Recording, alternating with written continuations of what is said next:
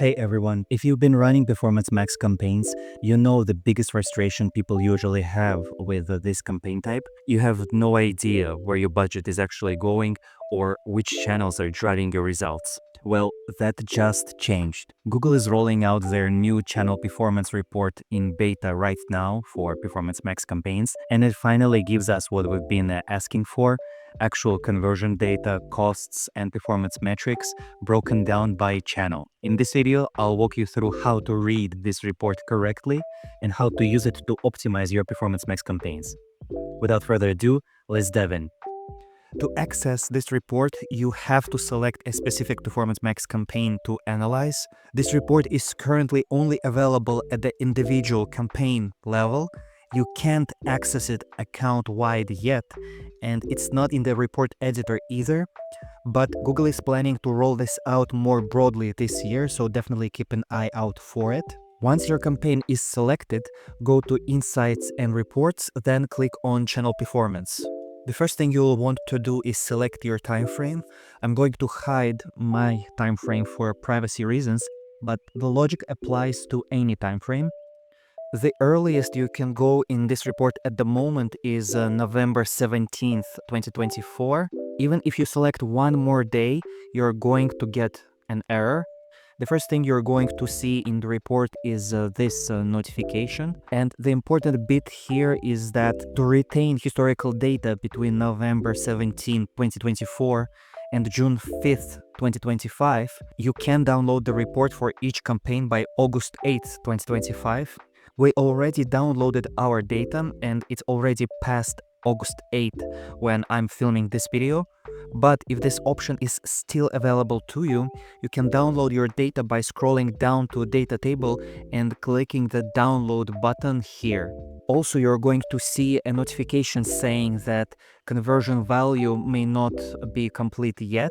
Now, here's what this notification actually means and why you're seeing it. When you set up conversion tracking, it's important to understand that conversions don't always happen immediately after someone clicks your ad. Sometimes people convert right away, but conversions can actually be reported up to 90 days after the initial click, depending on your conversion window settings. So what does this mean for the data you're seeing in the channel performance report? Well, if you're looking at the recent performance data, let's say the last few days or the last few weeks, some of those conversions might still be trickling in. Your ad spend is fully reported right away, but those conversions, they might show up later. This is why you might notice that recent performance doesn't look as strong as it actually is. You're seeing all your costs, but you're missing conversions that will be reported later on. So your recent cost per conversion might look higher, or your ROAS might look lower than it actually is. Google actually uses something called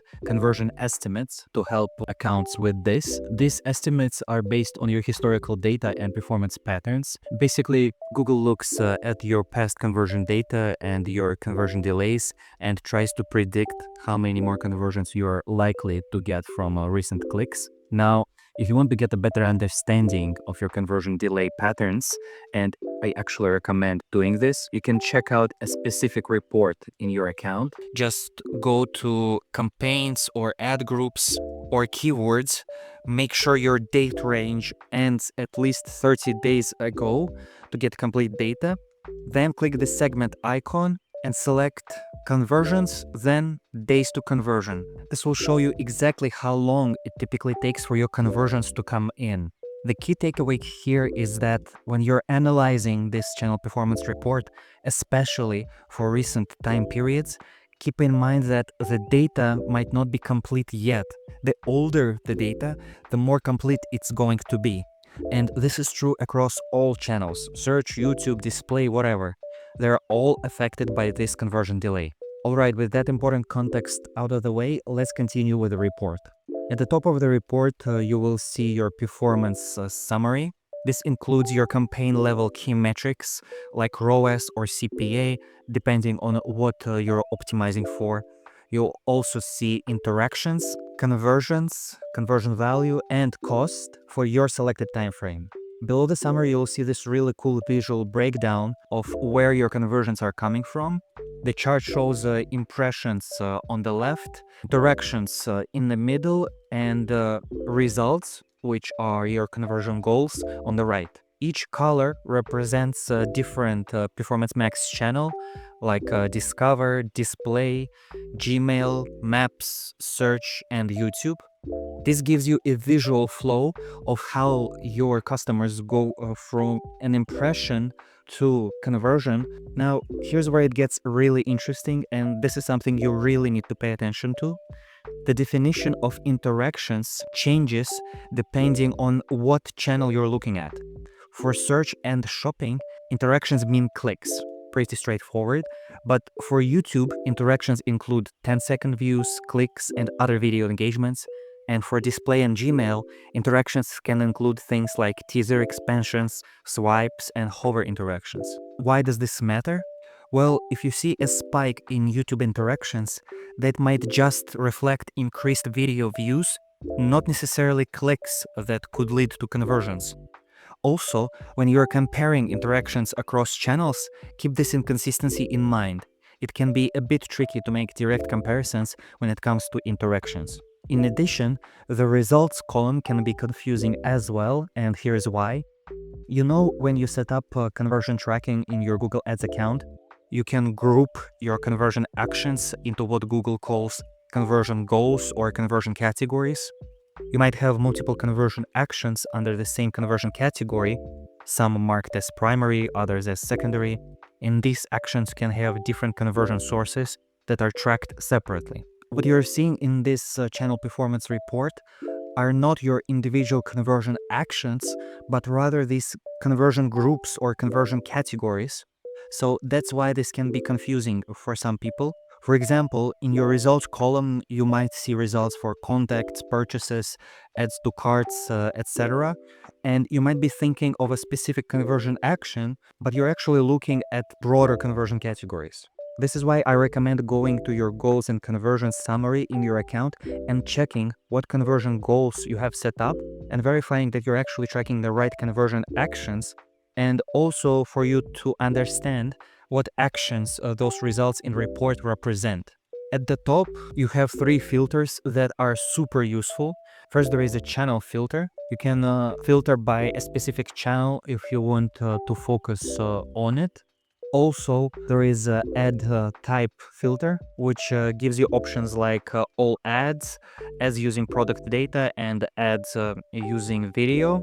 And finally, there is a result type filter, where you can choose between results, which show all your conversions, or conversions, which only shows the ones your campaign is specifically optimized for.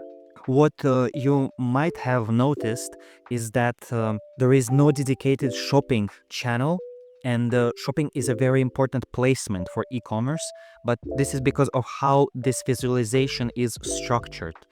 If you filter by ads using product data, each channel gets segmented into ads using product data and ads not using product data. The legend here at the top right explains this segmentation. The plain color represents ads using product data, and stripes represent ads not using product data. So this means that your traditional shopping ads, those product listings that appear above the paid and organic search results, are actually represented under search with plain color. If you hover over this section, you're going to see exactly how many impressions you received from search ads using product data. And here's something cool. You can actually click on this specific segment of the search channel, and it's going to highlight how many interactions you received from search ads using product data, and how many conversions came from there. This data is also going to be reflected in those summaries at the top. As you can see, if I choose display, these numbers at the top are going to update as well. This is really important for e-commerce brands, because shopping placements are often a huge driver of performance, but they're kind of hidden within the search channel in this visualization. So make sure you're filtering by ads using product data to get that shopping specific performance data. Similarly, when you choose ads using video, a solid color shows impressions and interactions from ads with video, while a striped color represents impressions and interactions from ads without video. As you might have also noticed, this visualization doesn't show you cost, revenue. It also doesn't have ROAS or CPA broken down by channel, which are probably your actual advertising goals that you care about most. But luckily, Google does provide this data. If you scroll down a little bit, you're going to find the channel distribution table, which has all these additional metrics that you're looking for. If you don't see all the columns you need, just click on columns and add them right in. Now you can see cost alongside all your other metrics in this table format. You can segment this table by ads using product data, ads using video, similarly to how the chart above applies filtering. You're also able to filter by conversions, specifically by conversion action, conversion category, and ad event type. Just to quickly explain this, conversion action refers to the specific action you're tracking, like purchases or form submissions. The conversion category groups similar actions together, like purchase or lead generation. Those are the results you see in the chart above. And ad event type helps you understand the specific user actions that occurred in relation to your ad before a conversion was recorded. So, similarly to how you would apply ads using product data and ads using video segments, you can apply those conversion segments, and if you do, each channel is going to be broken down by your selected segment with corresponding data in this channel distribution table. So for example, if I apply a segment conversion category, you see that each channel is broken down by conversion categories that I've applied, and all this data is downloadable. And here's an additional trick that our team has figured out. And make sure to subscribe to the channel because you're not going to find this level of insight anywhere else on YouTube. If you have an additional conversion action that maybe your campaign isn't optimized for, but you still want to track channel performance for that specific conversion action, this can be incredibly valuable. It could be newsletter signups, phone calls, demo requests. It really depends on your business. What you can do is put that additional or secondary conversion action in its own separate conversion category. Make sure that this conversion category or conversion goal has just this single conversion action in it alone. This way, you'll be able to track everything we've covered in this video: the channel breakdown, the costs data, the conversion metrics, all specifically for that individual conversion action. It's a great way to get granular insight into how different channels are performing for different business objectives. Now, here's something important that our team confirmed directly with Google.